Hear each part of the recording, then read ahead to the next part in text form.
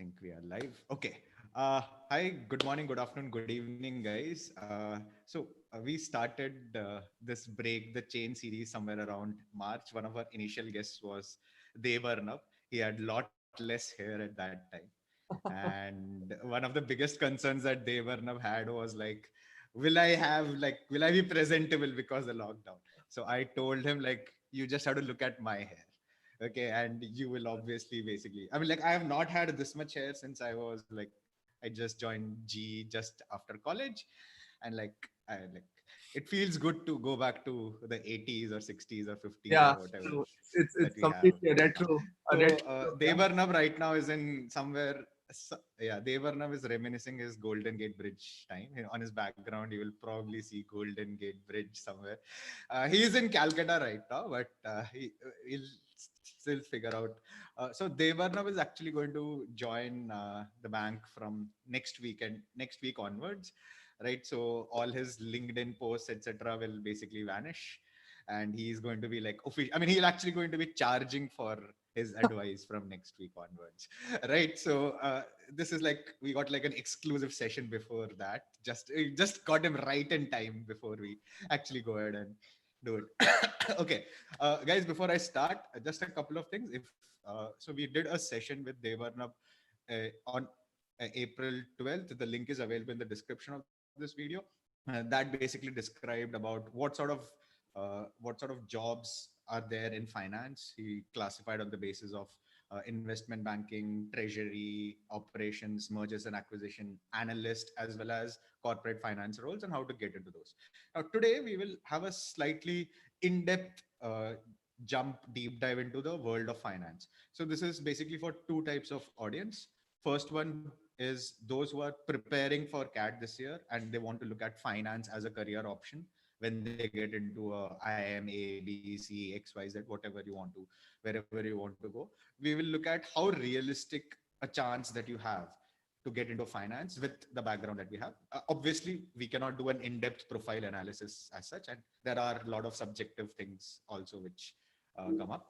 The second one is for people who are joining MBA this year into a top college and see how you can work on your profiles. Because I was discussing with Devarnab last week, there will be about 150 odd people who would probably be applying for those investment banking sort of jobs which are there in these colleges, but only about 50 or 60 odd people actually manage to get in. So even if you get into an IIMA, there is a lot of competition just to get into those shortlists as well. So we'll be discussing that as well.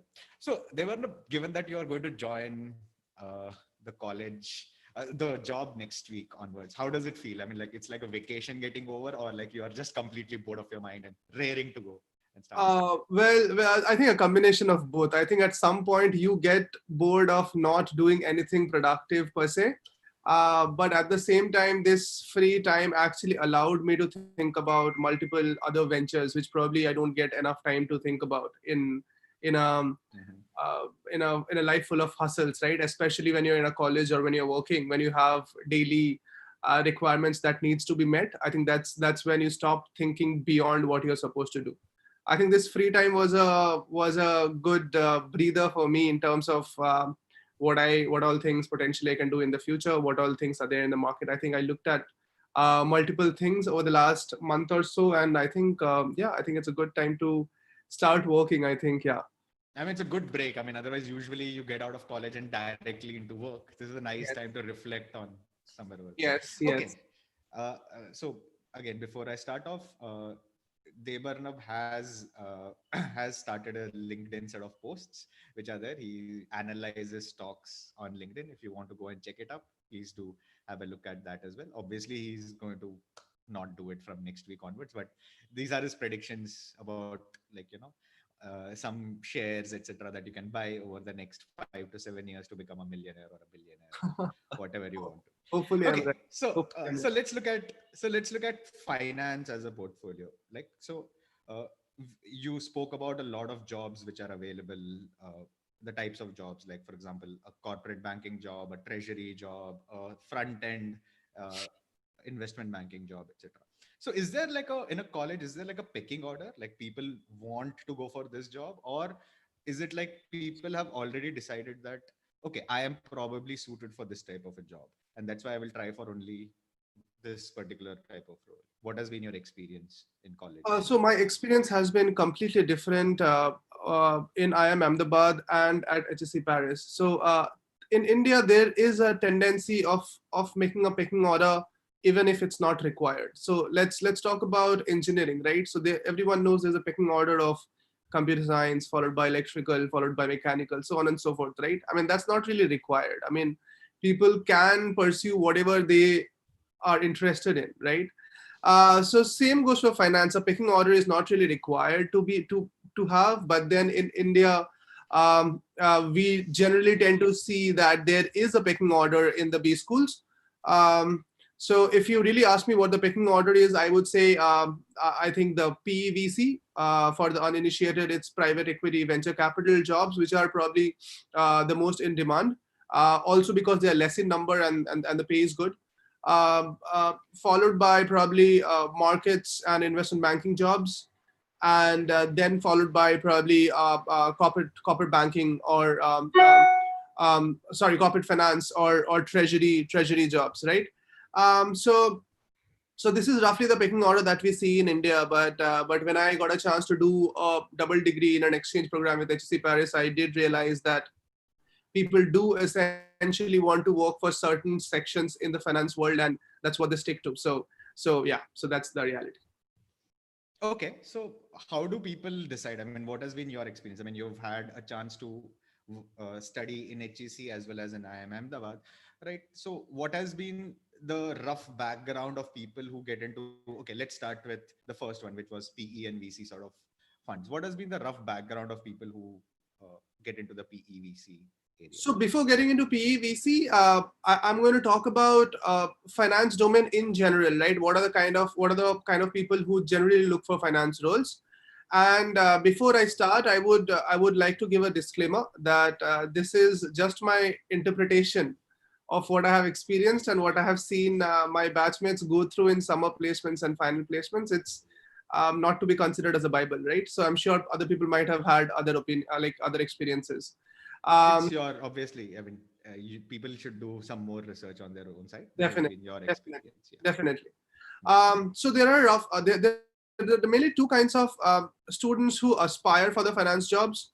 One being the CAs, the chartered accountants, or people who have commerce backgrounds and either are CAs or probably have completed, you know, a couple of levels of CA and are yet to finish the final level, something like that. So those are definitely the obvious kind that you see that they are looking for finance jobs. The other kind of students that are looking for finance jobs are engineers, right, who have had an inclination towards finance or who believe that they are good at math and have done certain certifications like a CFA FRM kind of a thing, or probably would have worked as an equity research analyst or as a quant or worked with an investment bank, right, not let's say not a front end role but probably a mid office kind of a role. Coding or a back end, yeah. Yes, yes. So that's roughly the composition of the people who are interested in roles in all the finance roles. Now, if you talk about PEVC, PEVC in general, they look for students who have had certain experience. It's extremely difficult to make it to a PEVC as a fresher in general. Like, but there would always be exceptions. But in general, because they believe that people who have had certain amount of experience in the industry can add value to the team directly. Also, unlike a large investment bank where you have a lot of employees and a huge platform to train students to transition from college to the corporate life, and they're almost being handheld, right, in most large investment banks, being a investment banking role or a markets role. PVCs are scarcely um, like, you know, they have scarce number of employees, right? They don't really have a platform to essentially have a non-performing employee in their team for a long period of time. So they really want the student to be able to generate value for them as soon as possible. And I think that's where the perception goes that someone who has seen how corporate world works, or someone who has worked in an industry in the past, is definitely given a preference over a fresher, in my opinion.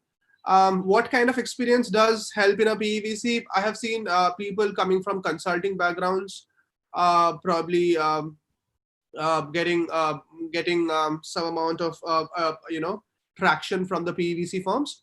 Um, Also, someone who has worked in a advisory role in probably one of the big fours, right? EY, Deloitte, kind of people who have had some experience with looking at valuation of companies in certain industries, right? Or probably looking at deals in certain specific industries. I think those kind of people generally tend to get traction for PVCs. This needs to be said that the number of roles even at IIM Ahmedabad for a PVC role is in single digits, and it's mostly in lower single digits than higher. So, and most of the, I mean, there are not a lot of PE, and especially this year it was a downturn. But usually there are not a lot of PEVC roles, anyways. Correct. So that's that. Also, I really want to point it out that the summer placement process and the final placement process are completely different ball games.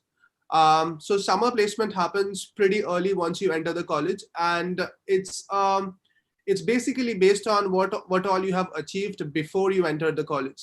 And there is little or no room to help yourself once you enter the college. Probably you might enter a few clubs here and there, but then that's probably going to have a minor impact. I think the major impact of your CV is going to be created by based on what you have done before you enter the college.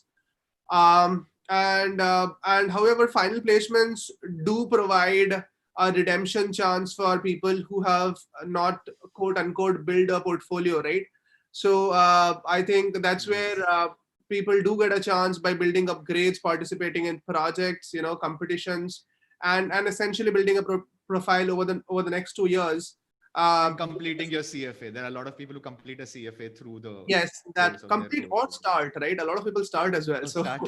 Okay. So yeah, Okay. because I know people who had no clue about this kind of courses before they got into B school. I know a lot of people who had no courses about the different domains of Okay. jobs that exist in a post MBA market before they entered the B school. So I think there's a lot of asymmetry in the information among the students as well, based on the kind of college you have come from or the kind of family background you have come from.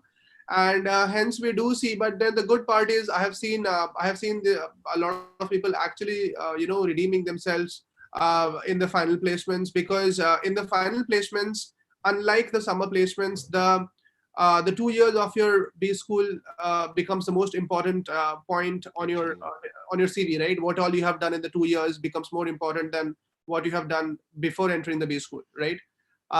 So I understand that building a portfolio is not something that can be done overnight, and hence students who are watching this video and are entering the B school this year and are going to graduate in 2022, I think there's nothing to worry. You always get a chance to redeem yourself even in the final placements if you're really determined, right? So so that I really wanted to put it forward. Okay. So the second type of jobs which we were looking at was in the markets, right? In an investment bank, sort of a market, sort of a role.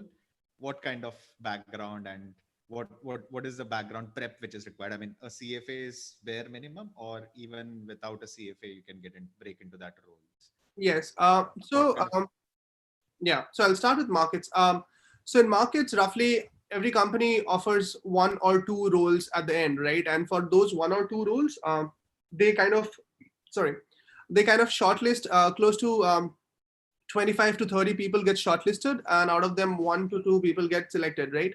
Now, in general, I have seen out of those 25 to 30 people, 10 to 12 are freshers, essentially people who have just graduated from their bachelor's and stepped into a B school, right? So 10 to 12 of them are freshers, and the rest are people having experienced. And why they do it is because they want to test both, right? They want the best 1 to 2 people, but they want to find fresh brains who are unadulterated by the corporate life and any industry, versus someone who has actually seen a certain industry and has some experience about it, right? As far as freshers are concerned, I think the CGPA of your undergrad becomes very important. So for people who are probably in third year and watching this video, please focus on the CGPA. That actually matters a lot. So I mean, to be honest, a lot of people stop caring about CGPA once you get a fancy job in undergrad. I think that's probably not the way to go, right? And that's a lesson that's well learned. At least one can learn I mean, from an 8 is a bare minimum probably for eight. an Is 8 out of 10 is a eight out of 10 is the absolute bare minimum, if I can say yeah, so, right? yeah, yeah. Below 8 is not acceptable at all, and it's preferable to have more than 8.5, right? Or if 9 Yeah, plus, yeah. that's best. So That means yeah, yeah. yeah, so that's that, right? So for people who are still in the undergrad, please focus on your grades, because that's going to play a vital role if you step into a B school right after your undergraduation. Now, if you have 2 to 3 years of experience, I think the CGPA does not matter as much, because they mostly look at other certifications like CFA, FRM, or the kind of job that you did over the 2 3 years, what kind of things you have done, right? But Which as is a what you got into. That's exactly, your background. Yeah, yeah, that's precisely my background. But since there are not that much data points available for a fresher, the most obvious data point that is being looked at is the CGPA, and hence that needs to be focused on.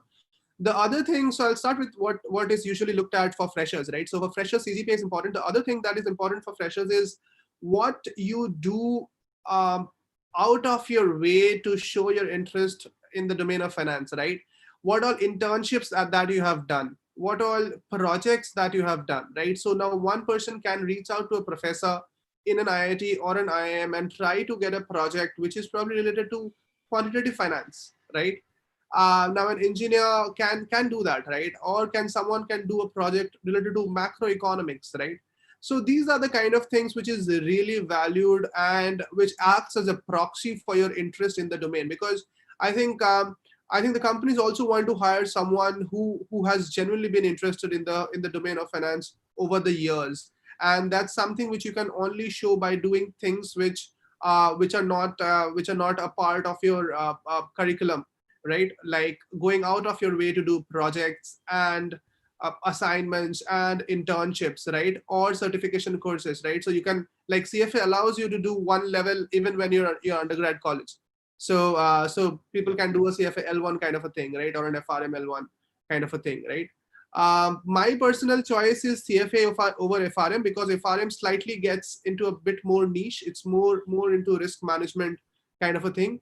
CFA is more like 1 inch deep but a mile wide, but FRM is like 1 mile deep and 1 inch wide. So that's the trade-off between CFA and FRM, if I may say. So yeah, so I think for freshers, these are the kind of things: projects, assignments, internships, CGPA is mostly the things that gets looked at. And for people still in undergrad, probably should focus on them. As far as people with experience are concerned, I think for markets roles, engineers are preferred more than CAs or people with commerce backgrounds, is what I have seen. Because in markets roles, in sales or trading or structuring roles, there's a math component to it. So you deal with numbers day in, day out, and you are expected to be absolutely good in numbers. And hence, by the popular belief, engineers being good at numbers, again, it's a belief and a hypothesis that needs to be tested, right? So, but that's probably the benefit that we engineers get in a B school. Even within engineers, even within engineers, is there like a pecking order? Yeah. IITs first, then BITS, then NITs, or is there like Yes. that? Again, so I think the pecking order matters more as a fresher, because as a fresher the data points are very less. So you would want to shortlist a fresher from an IIT Bombay than someone from BITS Pilani, let's say, right? So there is Yeah. the pecking order of choosing of engineering colleges or commerce colleges like SRCC, Stephens, right? All these colleges get a lot of traction. So I think for a fresher the college becomes extremely important. Um, from a tier 2, tier 3 college, it's difficult to show yourself to be different in such a competitive landscape. So, so because you don't really have anything else, right? You have just stepped into B school out of a tier 2, tier 3 kind of a college. So that's probably not the most desirable place to be in. So again, just to add, just a reminder for people, this is for summers. This is not for the finals, Correct, right? correct, We'll correct. come to So the this time, finals a little later. This is yes, for the summers. I mean, yes, your summer placement usually happens somewhere around October, November, December. Somewhere around that time is where your yeah, summer yeah, placements usually happen, yeah. right? So Right. essentially, summer Just placements is end of term one, if I'm just like I said before. Summer placements is mostly about what you have done before entering the college, and you definitely get a chance to redeem yourself in the final placements if you think you have not had built a good portfolio profile portfolio over before there. entering the B school. So yeah, Okay. so we were at markets, right? So as Yeah, you far were as continuing with the markets one. Yeah. yeah, so I think engineers gets preference over CAs is what I would like to say as far as markets roles are concerned. But then at the same time, I have seen CAs or people with commerce backgrounds doing internships and getting job in the market space as well. But that's probably the proportion is probably much lesser. At the same time, the CAs and people with commerce backgrounds probably get more traction in investment banking jobs, in front end investment banking jobs, jobs like mergers and acquisitions, debt capital markets, equity capital markets. I think that's where probably CAs and commerce backgrounds get more traction than an engineer, again because of the perception that probably they are better with stuff like valuation or accounts. So yeah, so Okay. that's the general trend that I have seen over the last 2 years. Okay. And the last one is corporate finance roles. I mean, not in a bank. It's not necessarily in an investment bank, but in the corporate finance. Are number one, are there those sort of roles? Number two, are they a part of a role of a general management, say like an Aditya Birla Group management or a TAS sort of a role which comes up over there?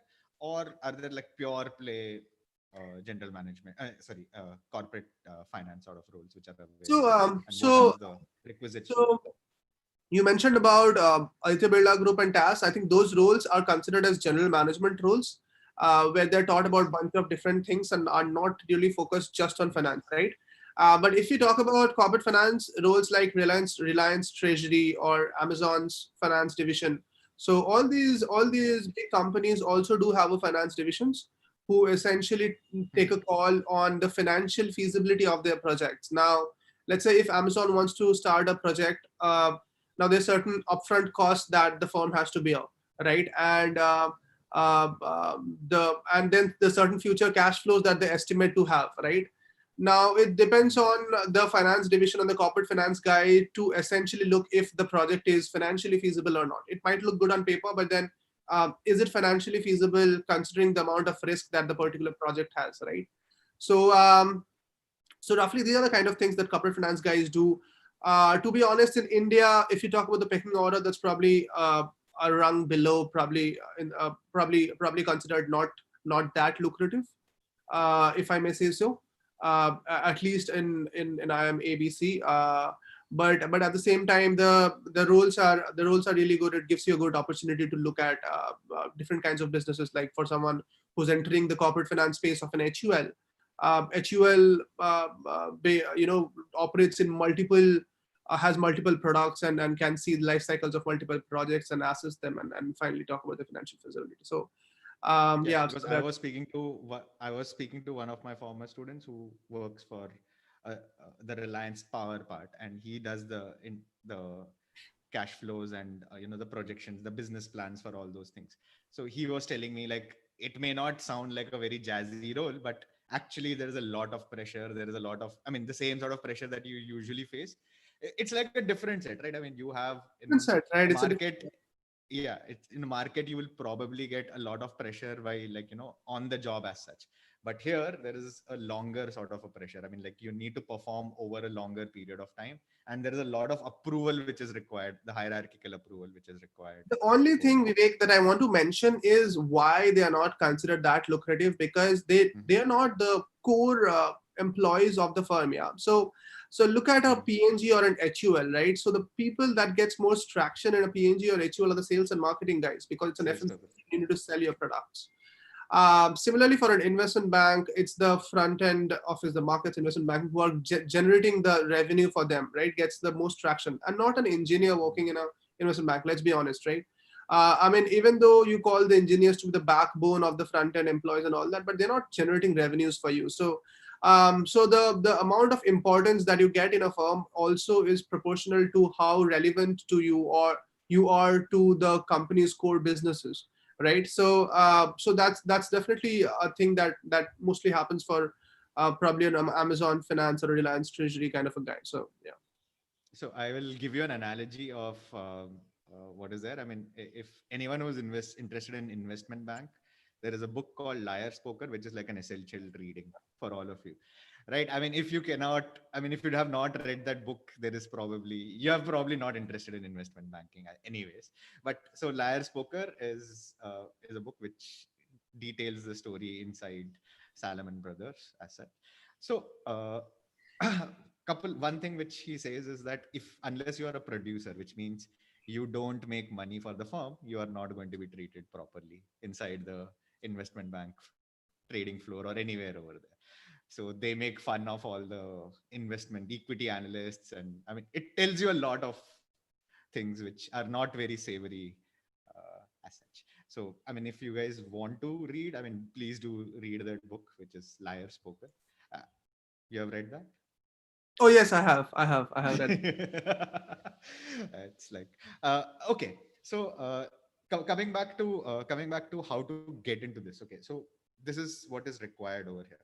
So for somebody who is planning to take up CAT this year, what is the things which he can do along with his preparation to build up this profile? I mean, like you're talking about, besides focusing on his CGPA and the projects which you can do, what are the type of certifications which you are you are very comfortable with, or So, what would you suggest? so, so the thing is, the bunch of certifications that are available online and everywhere nowadays, right? So you have Udemy, you have Coursera, you have bunch of other things, Udacity, and this and that. From my experience, there are two purposes of doing a certificate course.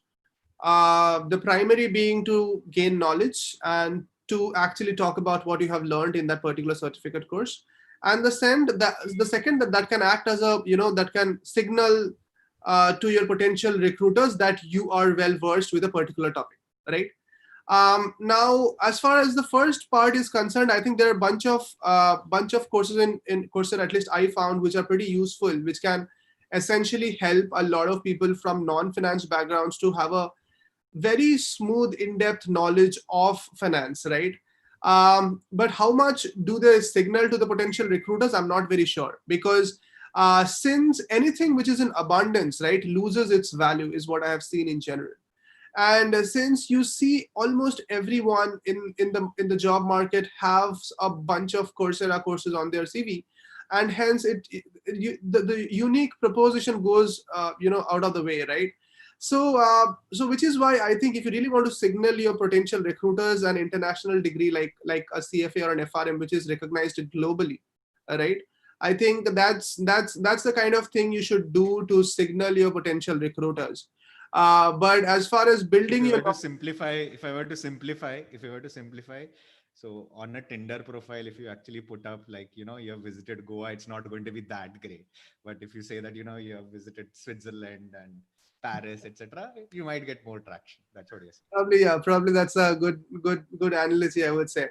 So Okay. so yeah, so it's so as far as signal is concerned, I think probably CFA FRM gets more traction, but someone from a completely non-finance background who really want to know about the finance world, I think the Coursera courses are a very good start. They're a very good start. You actually get to learn from teachers who are teaching in Stanford, Harvard, all these business schools. So So I think that's a way to. What about those NCFM certifications? Yeah, Are they so still? there's NCF and there's an ISM, so National Institute of, I think, some security markets, and you can do a certification on capital markets. So I have seen people do it.